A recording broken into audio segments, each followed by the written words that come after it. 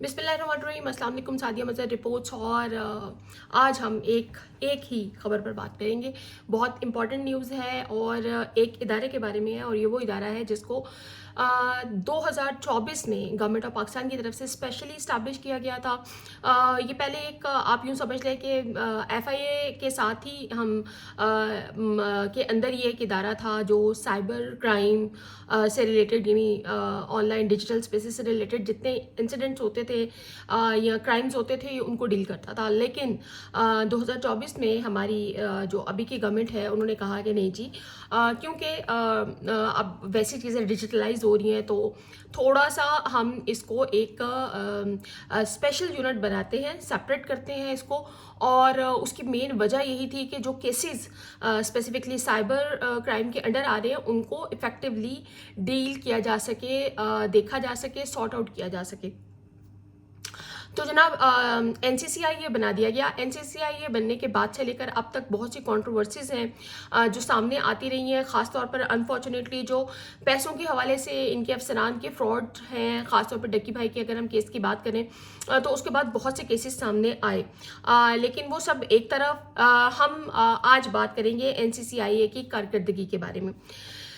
NCCIA क्योंकि 2024 में बना था, 2024 में बनने के बाद बेसिक चीज़ ही ये थी कि हम इस इदारे को इंडिपेंडेंट इदारे के तौर पर बनाएं, इंडिपेंडेंट अफसरान हो, ताकि ये स्पेसिफिकली जो साइबर क्राइम के अंदर जितने भी क्राइम्स आ रहे हैं उसमें बहुत सारे क्राइम्स आते थे। साइबर हैरेसमेंट ख़ास तौर पर बहुत ज़्यादा आती थी। इस तरह बच्चों के हवाले से जितनी वीडियोज़ वगैरह और जो चीज़ें यानी क्राइम्स आते थे ऑनलाइन बच्चों के हवाले से, वो सारी चीज़ें थी। इसके अलावा ब्लैक मेलिंग है, इसके अलावा जो फाइनेंशियल फ्रॉड है ख़ास तौर पर, इस हवाले से जो है चीज़ों को डील करना था। आप लोग ने बहुत ज़्यादा इसको देखा होगा कि आजकल जो व्हाट्सएप के ज़रिए से फ्रॉड हो रहा है ना, यानी आपके बैंक अकाउंट्स और आपका व्हाट्सएप हैक हो जाना और ये सब चीज़ें, ये बहुत ज़्यादा तेज़ी से फैल रही हैं। और इस हवाले से जो हमारी लास्ट सिटिंग थी नेशनल असम्बली की, उसमें तलाल चौधरी साहब से बाकायदा इस हवाले से सवाल जवाब भी किए गए थे, और इस बहुत सी वीडियोस भी हम लोगों ने आपके साथ शेयर की थी जिसमें बाकायदा ये इशू उठाया गया था। और इवन या सादिक साहब ने भी ये बात कही थी कि इवन ये जो साइबर फ्रॉड है ये इस हद तक बढ़ चुका है कि मुझे एक वॉइस नोट भेजा गया, मेरे दोस्त को वॉइस नोट भेजा गया जो मेरी ही आवाज़ में था, यानी और कहते कि मतलब इवन जब मैंने वो सुना तो मैं खुद हैरान रह गया कि एग्जैक्ट मेरी आवाज़ थी। तो ये सब चीज़ें, यानी साइबर फ्रॉड्स जो हैं वो भी बहुत तेज़ी से बढ़ रहे हैं। लेकिन आज हम देखते हैं कि क्या वाकई NCCIA इस्टेब्लिश होने के बाद वाकई ही जितनी तेज़ी से साइबर क्राइम्स बढ़ रहे हैं उतनी तेज़ी के साथ ही इनकी इफेक्टिवनेस और क्राइम कंट्रोल के हवाले से भी जो चीज़ें हैं वो सामने आई।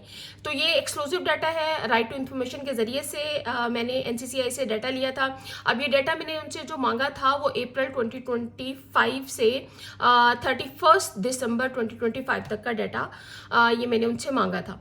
अब इस सारे अरसे में जो टोटल केसेस या शिकायत अगर हम बात करें, जो शिकायत मौसूल हुई NCCIA को, उनकी तादाद है 94,552, यानी 54,552 शिकायत NCCIA को टोटल अप्रैल से लेकर दिसंबर तक के 2025 का जो ड्यूरेशन है उसमें 94,552 शिकायत टोटल मौसूल हुई। अब ये शिकायत तो मौसूल हो गई, इसका मतलब है कि लोगों के अंदर जो एक अवेयरनेस है साइबर क्राइम विंग के हवाले से, NCCIA के हवाले से, वो मौजूद है। लेकिन इम्पॉर्टेंट बात यह है कि ये केसेस आगे कैसे परस्यू किए गए। हम इस डाटा की वसासत से अगर मैं देखूं तो इंतहाई कम केसेस हैं जिनको अदालतों तक पहुंचाया गया, यानी सिर्फ 20 मुकदमात ऐसे हैं, ये जो 94,552 शिकायत मौसूल हुई, इनमें सिर्फ 20 मुकदमात में सज़ा हुई, सिर्फ 20 मुकदमात में सज़ा हुई। तो यहाँ पर नज़र आता है कि कारकर्दगी NCCIA की कितनी इफ़ेक्टिव चल रही है। अच्छा, इसमें अगर हम थोड़ा सा मैं आपको मज़ीद डिटेल में बताऊं कि 94,552 शिकायत मौसूल हुई, फिर इसमें से 21,260 को बाकायदा इंक्वायरी में तब्दील किया गया। 21,260۔ اب سوال یہاں پر یہ ضرور کھڑا ہوتا ہے کہ 94,552 شکایات میں سے صرف 21,260 کو باقاعدہ انکوائری میں تبدیل کیا گیا، تو باقی کیا تھیں؟ وہ فیک تھیں، وہ بوگس تھیں، ان پہ کیا کس طرح سے ان کو ڈیل کیا گیا، سمجھ سے بالا تر ہے۔ میں اس حوالے سے ایک اپنا کیس آپ کے ساتھ شیئر کر دیتی ہوں کہ میں نے FIA میں ایک دفعہ سائبر کرائم ہی کے انڈر اپنی ایک اپلیکیشن فائل کی تھی، اور وہ اپلیکیشن فائل کرنے کے بعد 6 ماہ کے بعد مجھے ایک پہلی کال ریسیو ہوئی، اور اس کال میں صرف مجھ سے یہ پوچھا گیا کہ ہم FIA سے بات کر رہے ہیں، اور ہمیں صرف آپ سے یہ پوچھنا تھا کہ آپ نے جو اپلیکیشن جمع کرائی تھی، لائک میری پکچرز وغیرہ جو ہیں وہ میرا نام، میری پکچرز وغیرہ مس یوز کی جانی تھی فیس بک اکاؤنٹ بنا کر۔ میں نے اس کو رپورٹ کیا تو انہوں نے پوچھا وہ اکاؤنٹ ابھی بھی چل رہا ہے یا نہیں۔ میں نے کہا یار یہ تو آپ لوگ بتائیں گے نا کہ وہ اکاؤنٹ چل رہا ہے یا نہیں چل رہا۔ تو وہ کہتے نہیں میڈم یہ کیسز ہوتے رہتے ہیں پاکستان میں، وہ ایسے کوئی بوائے فرینڈ وغیرہ ہوتا ہے وہ تنگ کرنے کے لیے جو ہے وہ بنا دیتا ہے، اور اس کے بعد 2-3 ماہ کے بعد معاملہ ٹھنڈا ہو جاتا ہے۔ میں نے کہا حضور ایک تو بوائے فرینڈ والی کوئی بات نہیں ہے، اور دوسری بات یہ ہے کہ اکاؤنٹ ابھی بھی چل رہا ہے، اور اگر آپ لوگ کیسز اس سے نہ ڈیل کرتے ہیں تو پھر تو ہو گئے یہاں پر ہمارے جو ہیرسمنٹ کے حوالے سے کیسز ہیں۔ لیکن بدقسمتی سے وہ اکاؤنٹ چلتا رہا۔ 1 سال کے بعد FIA کی طرف سے مجھے ایک ای میل ریسیو ہوئی، انہوں نے کہا کہ کیونکہ آپ نے اپنی کمپلین کو پرسیو نہیں کیا تو ہم آپ کی کمپلین کو کلوز کر رہے ہیں۔ یہ ایک انفارچونیٹ بات تھی۔ خیر میں اس کو RTI کے ذریعے سے پھر میں نے FIA سے پوچھا کہ مطلب اس کو کلوز کرنے کی ریزن کیا تھی، اینی تھنگ لائک دیٹ، اور FIA نے اس کا ایک الگ جواب دیا کہ جی ہمارے پاس جو IP ایڈریسز ہیں فیس بک اکاؤنٹس کے ان کو ٹریس کرنے کی کیپیسٹی موجود نہیں ہے یہاں پر۔ دین یعنی وہ اکاؤنٹ جو چل رہا تھا وہ 1 سال تک FIA میں کمپلین پڑی رہی۔ 1 سال کے بعد مجھے پھر ایک ڈیجیٹل رائٹ فاؤنڈیشن ہے وہاں جانا پڑا، اور انہوں نے پھر وہاں سے میری جو پکچرز وغیرہ تھیں وہ سب ریموو کروائی تھیں، اور وہ اکاؤنٹ پھر پرائیویٹ ہو گیا تھا، اور اس سے میرا نام وغیرہ پکچرز وغیرہ سب ریموو ہو گئی تھی۔ تو یہ ایک آپ کو ایک کیس بتا رہی ہوں، یعنی 94,552 شکایات میں سے صرف 21,260 کو باقاعدہ انکوائری میں تبدیل کیا گیا۔ تو باقی کیسز کے ساتھ کیا کیا گیا یا شکایات کے ساتھ کیا کیا گیا وہ میری انڈرسٹینڈنگ ہے، میری ناقص انڈرسٹینڈنگ ہے۔ جو میری شکایت کے ساتھ ہوا شاید وہی ان شکایات کے ساتھ بھی کیا گیا ہوگا۔ اب اگر ہم اس کی پرسنٹیج دیکھیں تو ٹوٹل جو شکایات ہیں ان کا 22.49% بنتا ہے جن کو آگے باقاعدہ انکوائری مارک کی گئی اس میں، یعنی تقریباً 77% جو شکایات ہیں ان کو ابتدائی مرحلے سے آگے ہی نہیں بڑھایا گیا۔ 77%، اٹس بگ نمبر۔ اور اس کے بعد صرف 1,440 FIRs درج ہوئیں۔ اب اس کے بعد بھی چیزیں فلٹر ہو گئیں، یعنی 21,260 کو انکوائری مارک کی گئی، اور اس کے بعد جب ہم FIRs درج کرنے کی بات کرتے ہیں تو وہ صرف 1,440 FIRs جو تھیں یہ درج کی گئی۔ 94,000، 21,000 اور دن 1,440، جو کہ کل شکایات کا محض 1.52% بنتا ہے۔ اور انکوائریاں جو ہوئی تھیں یعنی 20 جو ہم 1% کی بات کر رہے تھے تو اس کی پرسنٹیج اگر دیکھیں FIRs تک تو 6.77% بنتی ہے۔ مزید آگے چلتے ہیں۔ 651 چالان عدالتوں میں جمع ہوئے، FIRs کے بعد 651 چالان عدالتوں میں جمع کروائے گئے، جو کہ درج شدہ FIRs کا تقریباً 45% ہے۔ لیکن اگر کل شکایات کے تناظر میں دیکھا جائے تو یہ پرسنٹیج جو ہے جسٹ 0.69% بنتی ہے۔ اس میں سب سے اہم مرحلہ یعنی سزاؤں کا ہے، جہاں پورے ملک میں صرف 20 سزائیں ہوئیں۔ یہ کل شکایات کا صرف 0.02% بنتا ہے۔ ہم اس سے پہلے بھی جب ہیرسمنٹس کی بھی بات کرتے ہیں، جو ہیرسمنٹ کے کیسز چل رہے ہوتے ہیں خواتین کے، ڈومیسٹک وائلنس کے بھی، ہم ہمیشہ وہاں پر بھی یہ بات کرتے آئے ہیں جو کنونشن ریٹ ہے وہ بہت کم ہے، جس کی وجہ سے ظاہر ہے نہ کیسز کو روکا جا سکتا ہے۔ اور یہ ایون اسلام آباد میں بھی آپ جتنی بھی آرگنائزیشنس کی رپورٹس دیکھیں، اینول رپورٹس اور بائی منتھلی رپورٹس بھی، تو وہاں پر بھی کنونشن ریٹ بہت کم آ جاتا ہے۔ اب یہاں پر بھی آپ کے سامنے چیزیں آ رہی ہیں، 94,000، 21,000 اور اس کے بعد 1,000 یعنی 1,500 تک چلی گئیں، اور پھر چالان جو جمع کرائے گئے وہ 651 چلے گئے۔ اور جب سزاؤں کی بات آتی ہے تو صرف 20 سزائیں ہوئی ہیں اوور آل اس میں، یعنی کنونشن ریٹ جو ہے کل شکایات کے بعد جو کنونشن ریٹ آ رہا ہے 0.02% آ رہا ہے، جبکہ FIRs کے مقابلے میں یہ شرح یعنی اگر FIRs کے ساتھ اس کا تقابل کیا جائے تو 1.39% بنتی ہے، اور جمع شدہ چالان کے مقابلے میں صرف 3% بنتی ہے. یعنی آپ چالان کے ساتھ بھی اگر اس کا جو ایک پرسنٹیج نکال لیں تو یہ صرف 3% بنتی ہے جو کنونشن ریٹ یہاں پر بتایا جا رہا ہے. تو یہ اعداد و شمار واضح بتا رہے ہیں کہ شکایات سے سزا تک کا جو سفر ہے وہ کتنا فلٹرڈ ٹریول ہے، سفر ہے. اگر اب ہم اس کو تھوڑا سا پروونشل لیول پر دیکھتے ہیں کہ صوبائی سطح پر اگر جائزہ لیا جائے تو پنجاب سب سے آگے رہا. پنجاب سے 63,830 شکایات موصول ہوئیں، یعنی 63,831 شکایات صرف پنجاب سے موصول ہوئیں. یہ اپریل 2025 سے دسمبر 2025 تک کا جو ہے ٹائم پیریڈ ہے. اب اس میں میرے خیال میں پنجاب میں بہت سارے صحافی ضرور سامنے آئیں گے. بہت ساروں کے تو نام میں لے لیتی ہوں کہ جن کو پیکا ایکٹ کے تحت جو ہے وہ کنوکٹ کیا گیا ان کی ویڈیو رپورٹنگ پر اور ان کے ٹویٹس کے اوپر، اور یہ ایک ہیوج نمبر آ جاتا ہے.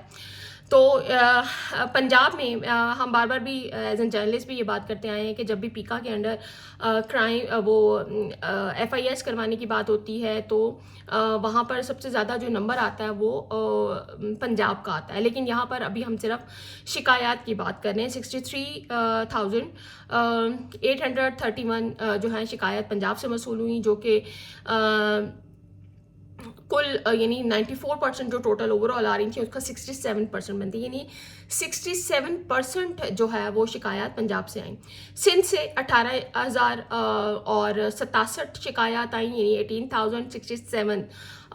یہ ٹوٹل جو 94,000 کی میں آپ کو فگر دے رہی ہوں اس کا 19% بنتی ہے. اسی طرح KP کی اگر ہم بات کریں تو وہاں سے صرف 10,000 شکایات 10,520 شکایت موصول ہوئی، یعنی ٹوٹل شکایات کا 11% جو ہے وہ KP سے آیا. اور بلوچستان سے مزید فلٹر ہو جاتا ہے نمبر 2,134 شکایات موصول ہوئی، یعنی 2.2% شکایات موصول ہوئی ہیں. سب سے زیادہ پنجاب، دین سندھ آ جاتا ہے 19%، اس کے بعد KP آ جاتا ہے وہاں سے 11%، اور بلوچستان سے 2.2% شکایت موصول ہوئی. FIRs کے مقابلے میں بھی پنجاب سب سے آگے رہا، جہاں 1,125 FIRs درج کی گئیں، جو کہ کل FIRs کا 78% ہیں. باقی ڈیٹیلز میرے خیال میں آپ سب لوگ بہت اچھے طریقے سے جانتے ہیں کہ FIRs اس میں زیادہ تر کیسز کون سے ہوں گے. یہ سوشل میڈیا یا ٹویٹر نکال کے دیکھ لیں تو بہت کچھ سمجھ میں آنا شروع ہو جائے گا. سندھ میں 162 شکایات یعنی FIRs درج ہوئی ہیں، KP میں 121 اور بلوچستان میں صرف 32 FIRs درج کی گئیں. سزاؤں کے حوالے سے پنجاب میں 12، سندھ اور KP میں 3 جو ہے وہ سزائیں ہوئی ہیں، جبکہ بلوچستان میں 2 سزائیں ہوئی ہیں. تو یہ سزاؤں کا جو ہے وہ سارا ریشو آ جاتا ہے. جو 20 سزائیں ہوئی ہیں ان میں 12 سزائیں جو ہے وہ پنجابی میں ہوئی ہیں.